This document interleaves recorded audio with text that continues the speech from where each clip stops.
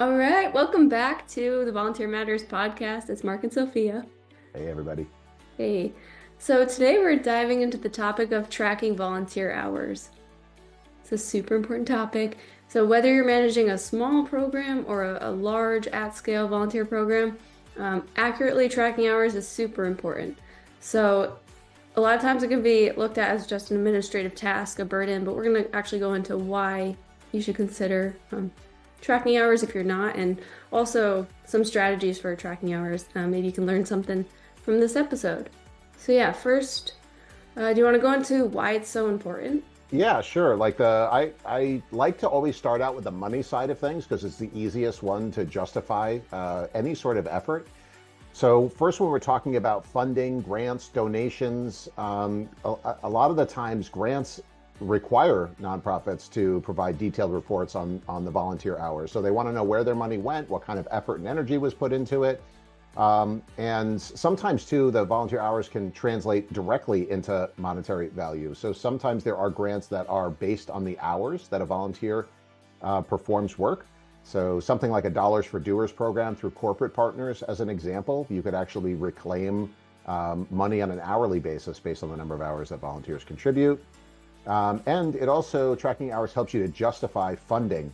It opens the door to new opportunities by showcasing the broad impact of your work. Awesome. And another important reason is just measuring and celebrating progress. Um, it's easy to forget how far you've come as an organization. So tracking volunteer hours is actually a really great way to see how healthy your volunteer program is.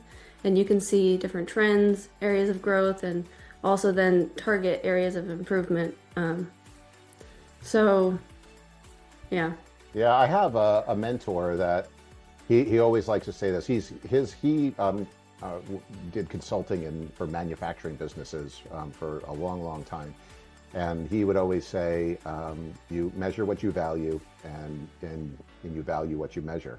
And if you look at volunteer time as the same way as you do donations, not tracking the time that your volunteers give to you would be the same thing as not measuring the dollars that they give to you. So if you value those hours, then you should definitely be tracking them. Ooh, that's good. And also when you know how many hours an individual does, you can celebrate their individual contribution to your organization. So you could actually say, "Hey, thank you for donating 100 hours." And yeah, it just reinforces the value that they bring. Yeah, it's also from that perspective too, it's helpful to establish goals for the volunteer or for the volunteer program as a whole. So you can you can better understand where you actually are today and where you would like to get to tomorrow. And looking at it in determination of hours is actually really, really helpful. So you start better understanding your numbers, like per volunteer, how many hours they're volunteering, or a program as a whole, so you can compare performance from one period to another period. And also just purely from a onboarding perspective, there's a certain amount of overhead that goes into bringing a new volunteer in. And how many hours that volunteer provides to you, if we can get that number up, where we can get a volunteer volunteering more hours, it's actually better for us operationally. It's better for the quality of the program. So you can be looking at hours sort of like, well, it takes us 10 hours to get a volunteer fully onboarded. And if they're only volunteering 3 hours a year, we're like almost at a deficit there. How can we get our volunteers to start volunteering 30 hours a year or 300 hours a year? Starts to be something where you can see efficiencies being created and lowering the operational overhead of your volunteer programs. Yeah, and when you know specific numbers of what volunteers did, you can actually use that to incentivize them, whether like your volunteers or staff or just community volunteers, to grow that number. So like if you have a way to recognize them, I touched on this a little bit, but if you know like, hey, they did 100 hours this year, it's gonna help them to want to grow that number. I think people are just naturally competitive. Yeah. And Well, it's also like it's the same thing with dollars. Again, if I donated $1,000 to an organization and I went into my profile online and it said, well, here's your history of donating, and it just said in there, yeah, you donated last year. It's more valuable to me and incentivizes me to know that, oh, I donated 1,000. Here, the average donation size to the organization was this, and so like I might want to be above the average. So there's that a little bit of natural competitiveness, but also just actually feeding back to the volunteer that we actually acknowledge what you've given to us. And if it's not in there, it's not communicated, then sometimes they may feel that it might have been lost, which we never want the volunteer to think, which sort of leads into the whole idea of being very specific when we thank our volunteers. So if we can come back to the volunteers and thank them at different tiers of service, and actually say to them, yeah, you donated, 300 hours to us this year. Even some cases, we have some customers that translate that into a dollar value. So, we value your time at this much per hour, and that's the equivalent of a $300 donation or a $3,000 donation, depending on what it is. I like that.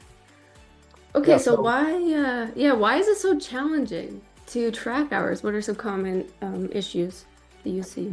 well, sometimes the challenge is that people don't have the right systems to track these things. And so, sometimes you'll see in organizations where there's paper sign-in sheets. And so the reason why they don't have the hours is that it's on paper. And so they're not able to calculate, aggregate, summarize hours. Sometimes even if it's in spreadsheets or, just an inferior tool, then it's hard to see a summary of things, because sometimes the volunteering is transactional, and so to aggregate data, if you don't have good systems to do that, it's actually hard to say, well, Sophia volunteered here 20 times. How many hours is that total? And be like, well, I'd have to go look at each one of the spreadsheets for each one of the events or what have you. So sometimes it's just we don't have good tools or even a standard process for doing that. Yeah, I see it all the time. Like there are 7 different spreadsheets out there for 7 different programs or locations, and to put that all together is just a nightmare if Yeah. it's not in a good system. So, Well, we've had it be where people are either starting with us for the first time or migrating to us from other systems. And our product has the ability to import all of that, right? So we can import all the volunteers' information and all of their volunteer history, like every time they've ever volunteered, what time they started, what time they ended, how much time it was. And it's never more obvious than when we go to do imports, when you have people with really robust volunteer programs and they actually can't tell us even what times their volunteers did volunteer. And so, and they will once they start using the product, but prior to that, they've got spreadsheets from everywhere, and sometimes they don't even know like who their volunteers are at it, because they're doing things in such a segmented nature. totally. Another issue I hear is that, like, if they did have a method for volunteers to submit hours, like maybe a system, or maybe it's in a spreadsheet, it's just getting volunteers to actually submit their time is a challenge too. Um, Yeah, if you're asking the volunteer to submit it, that can be tricky. So if they're signing in someplace, sometimes that's manual, it's in spreadsheets, it's on paper. If you're asking them to self-report, then sometimes it's like herding cats to try to get people to give you their hours. And then mhm. sometimes I'll also see where we're not asking at the time or frequently enough. And so we might ask staff to come up with the hours like monthly or quarterly or annually. And then so people are like, sort of like, well, we had that one event, there were 200 people, it was a 4-hour event, or we've got this ongoing program and it's on average 8 volunteers a day and it's this many shifts. And then they're like doing the math in their head kind of thing. Yeah, None of that is good. and it's not good, and it's stressful. Like, oh, the end of the month's coming. I gotta try to figure out all the hours. And then on top of that, their time's very limited. A lot of times volunteering is just a little piece of their job description. So, Yep. Yeah, I'll tell yeah. one little story about I was actually doing a training at a large nonprofit, and I was in front of a room of 30 different volunteer coordinators across a fairly large enterprise.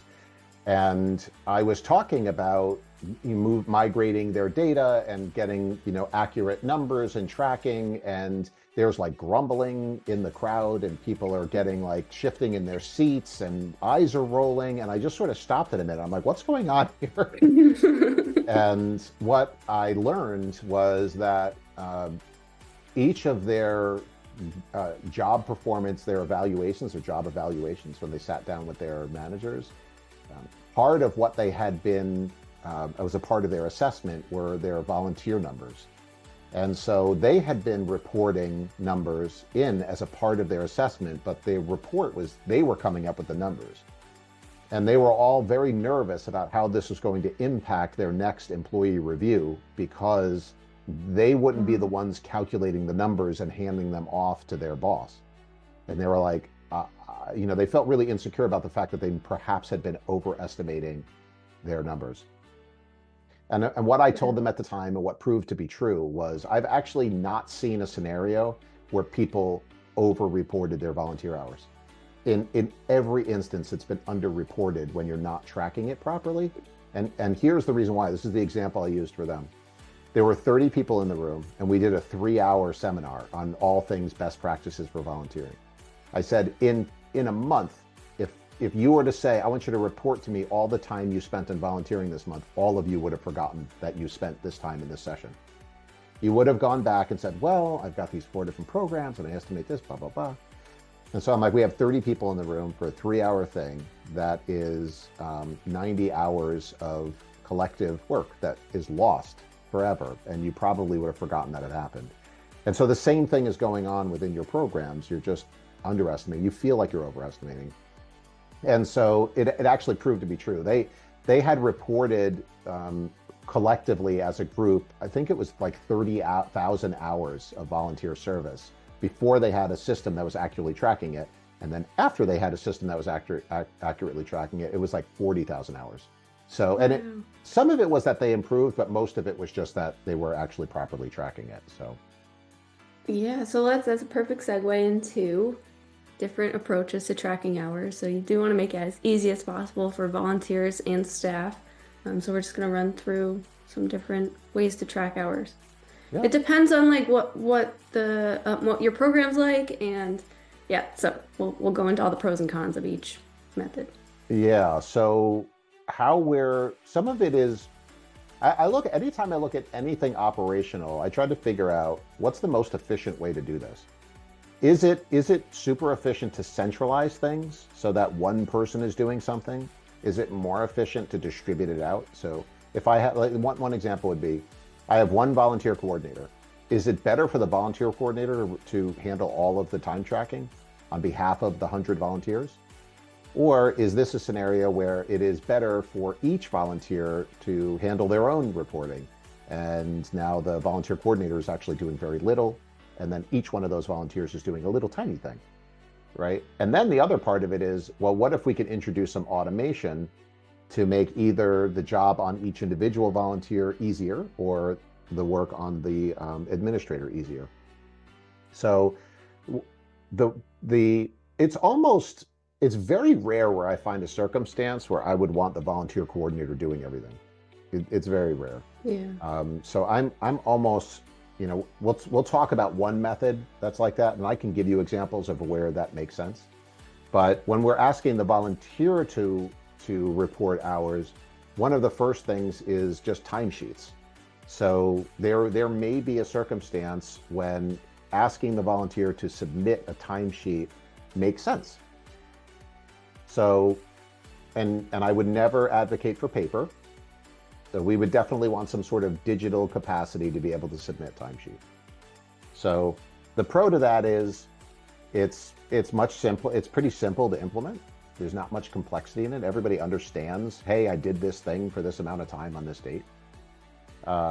It allows volunteers to be able to self-manage that and self-report it. So there's relatively low effort on the part of the administrator, other than keeping on top of the volunteers to make sure that they actually reported it, which again, you might be able to automate some aspects of that. Like in our system, we can send out automated reminders to say, hey, haven't gotten your timesheet, right? So downsides to it are that it's the volunteer really can put anything they want in the timesheet. So and most often unintentionally there might be errors that are made, but the biggest one is probably just that the volunteer forgot and didn't. So we're missing things that perhaps should have been captured.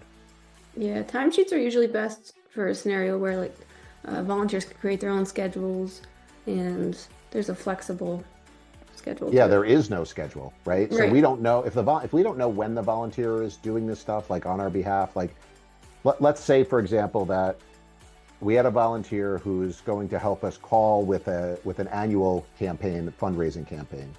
And what we did is we just gave them a list of 100 names, and we want them to call those 100 people and see if we can get them to solicit donations. Let's say that's the example.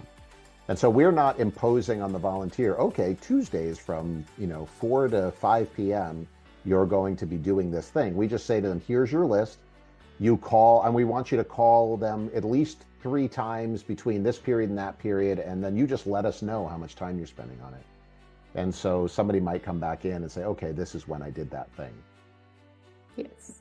If it's something where there is a schedule, like you actually ask people, no, you're going to actually come here and you're going to sit behind phone banks and you're going to take inbound calls during our telethon or something like that, then timesheets don't make any sense or make less sense because we are expecting them to arrive and expecting them to leave at predetermined times. And so a check-in, check-out process would be a better process for that. Yeah, and if you have like a kiosk or maybe what's it called, an app, that would make it that much easier for someone to just like say, okay, click a button, I'm here. And then when they Right. leave, all right, I left. And then to auto calculate the time that they were actually there, I find that that's like the most streamlined approach for Yeah. something like that. Yeah. And a lot of the times too, so we've sort of segued into volunteer check-in, check-out, and then that would be like the self check-in process. So if there is a schedule when you are expecting them, or there's a physical location that they show up to, that might be another reason to have check-in, check-out, which is, I was about to say it's kind of like a timesheet in that they're reporting it, but they're actually physically attending something. So it's either that there's a predetermined schedule, even if that's virtual, and we want them to check in and check out of the time that they were supposed to be there. This way we can say, okay, you were supposed to be here at 2, you're supposed to leave at 4. I want you to check in when you arrive, and I want you to check out when you leave. And that becomes really convenient for volunteers. It automates timestamps, and so that it's less error prone than perhaps timesheets are. The other benefit to that is that we can actually track absences. So we could say you were supposed to be here, but you weren't, right? Or you were supposed to be here and you were late, or you were supposed to be here and you were early. So you can actually track those things with a check-in and check-out process. The only real con to it is, access to technology. Like, I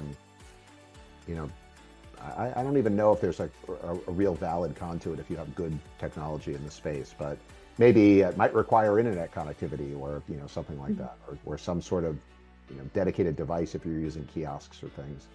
Yeah, well, there is one organization I'm thinking of that works in like the back country. And Okay, I don't know if anyone brings their phone with them or how that works, but like that, checking that probably wouldn't work too well. Um, right. all right. Yeah, but another approach is admin checking in now. So that's just people check in with the admin and they will then check off the volunteer as attended.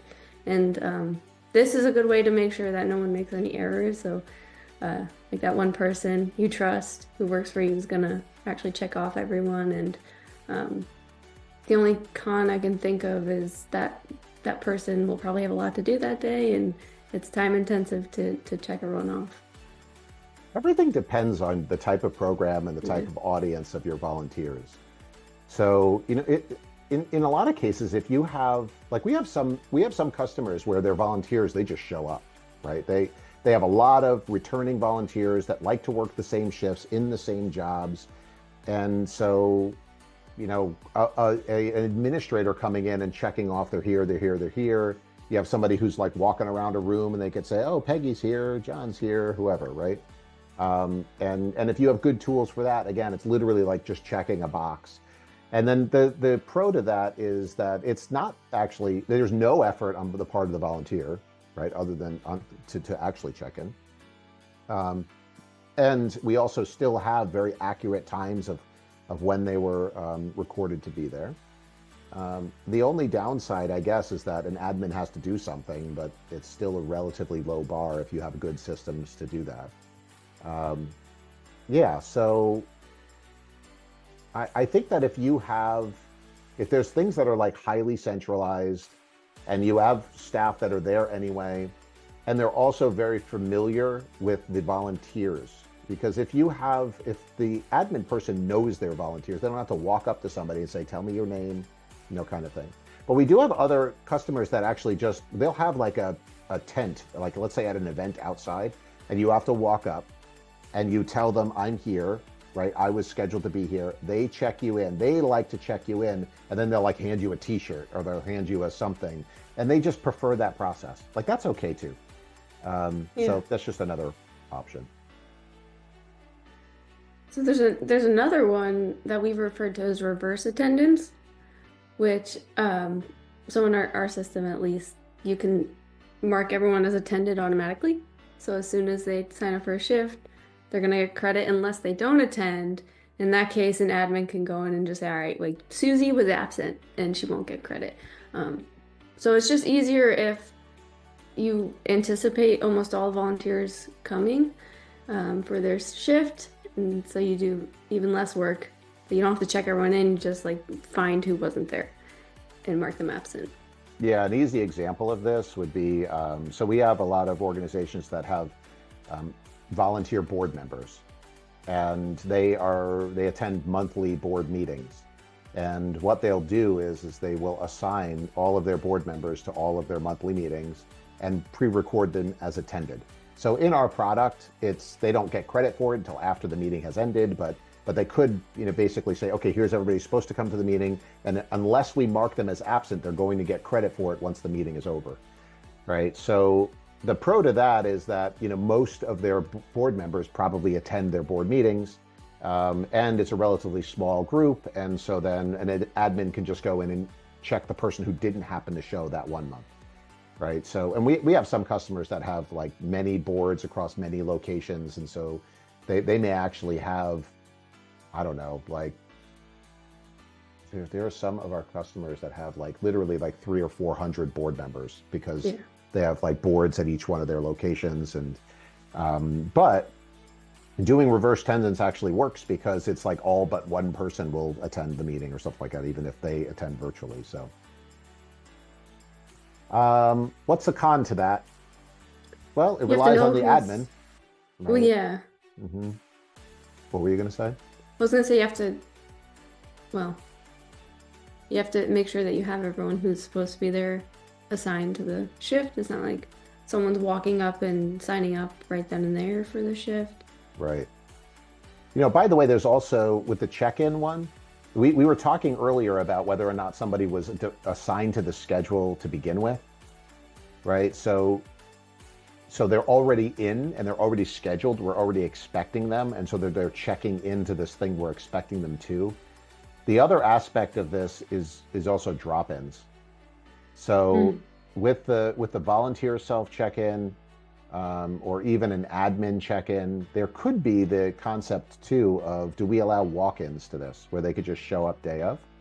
So we had one customer, I forget who it was, where they had like I think it was thrift stores, and their entire volunteer base was just welcome to drop in whenever they wanted. They didn't do schedules. And fortunately, they had a committed enough volunteer base where they would just always have enough people show up and do the work. And it was almost entirely, I think they had 1 or 2 staff people in the store, and the rest of it was always volunteers. And their volunteer group was actually really kind of cool because they would have volunteers that would be like just show up in the middle of the afternoon, and then they'd be like, oh, they have enough people, and then they would just leave. And nobody would be upset. They all liked the flexibility. And so everybody was a drop-in.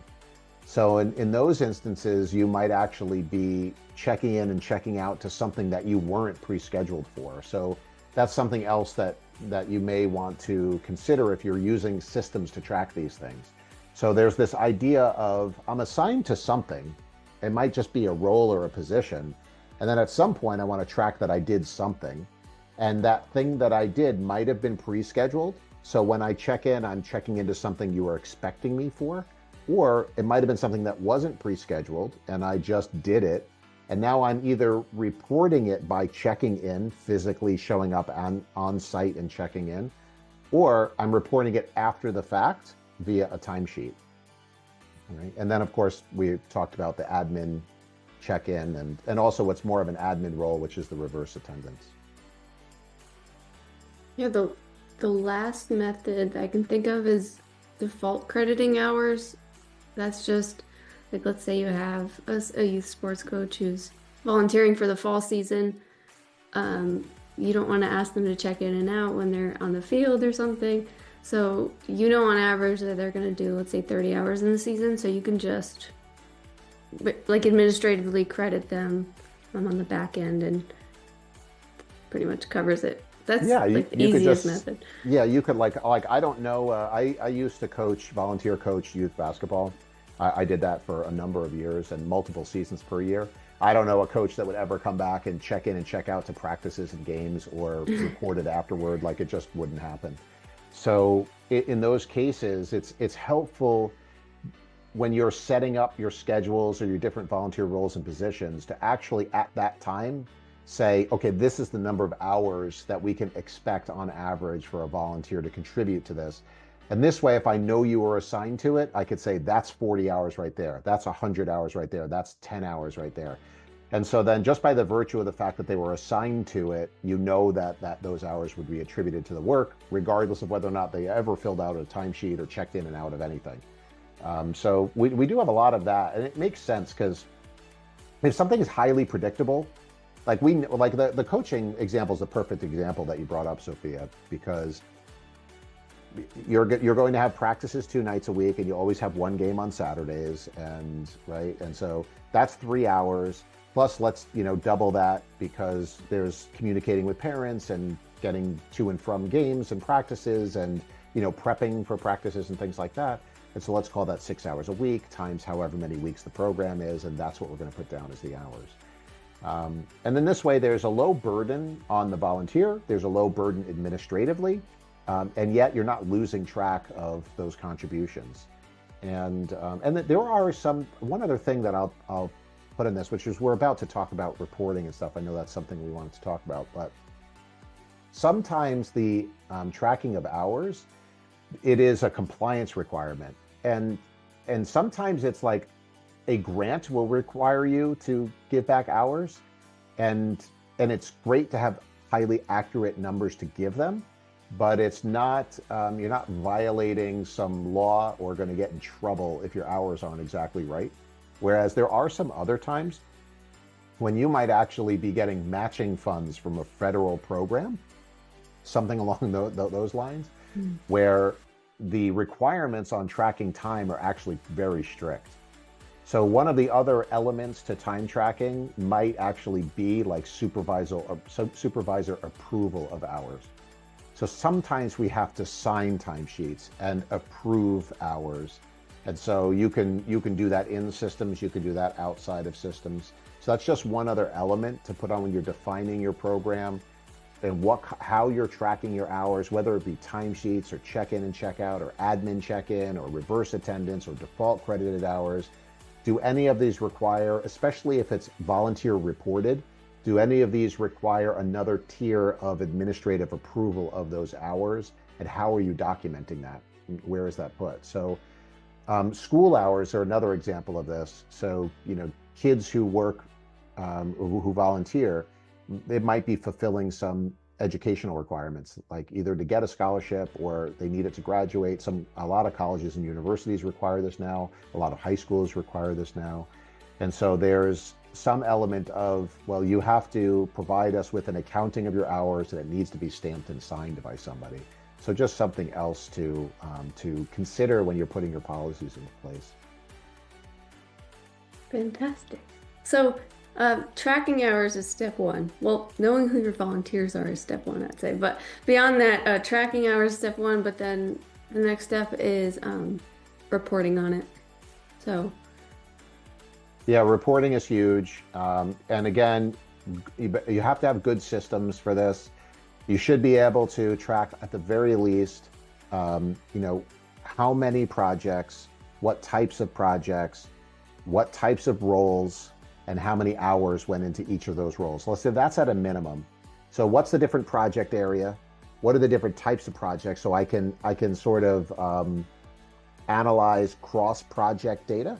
So if you, I mean, if you're an organization that has one type of volunteer activity, none of that really matters. But if you have multiple initiatives, programs, events, things going on, you're going to want to be able to classify the events so that you can report across events. Okay, here are all of the hours that related to this type of activity, right? Same thing with the types of jobs or roles. So I might want to be able to report across different types of roles or positions or volunteer profiles. And then, of course, the number of projects, the number of assignments, the number of hours. And then you can look at that by project and by type of project is really what you want to have at a minimum. And then when you want to get really strategic, then you would want to look at things like what the average hours per assignment is, average hours per volunteer are, because we'd like to play with those numbers. It's like anything else. It's like when you're selling products, you want to try to get more customers, you want to get them to spend more money, and you want them to keep coming back. So that's the way that you build a successful sales model. More customers, they're spending more, and they're repeat customers. So same thing in volunteering. We want to have more volunteers. We want to have those volunteers volunteering more, and we want more of those volunteers to be repeat volunteers. And that is a recipe for a very healthy, vibrant volunteer program. One last thing for reporting, if you could also report on attendance, that's awesome too. Like that could help you implement policies, or like, you know, you can only Very cancel true. so many times in the Well, so. that's another good point, because from a staffing perspective, and I don't mean staff like employee, I mean staffing like how many people do we need and how many people are there. So if you are doing things in advance where you want to actually set schedules and resources, then you want to know how many people do we need at a minimum, how many will we accept at a maximum, how many people actually signed up, how many people actually showed up. And then out of those people that actually showed up, then that's when you're looking at hours again. So that is another really great point, Sophia. Yeah. I think that's it. I think we Yeah. covered time tracking. I don't have anything So, else, so all right, cool. So track your time. It's important. Measure what you value what you measure, and use those hours to go out and get more grants and more funding for your programs. amazing. All See you right, next thanks for time. tuning in.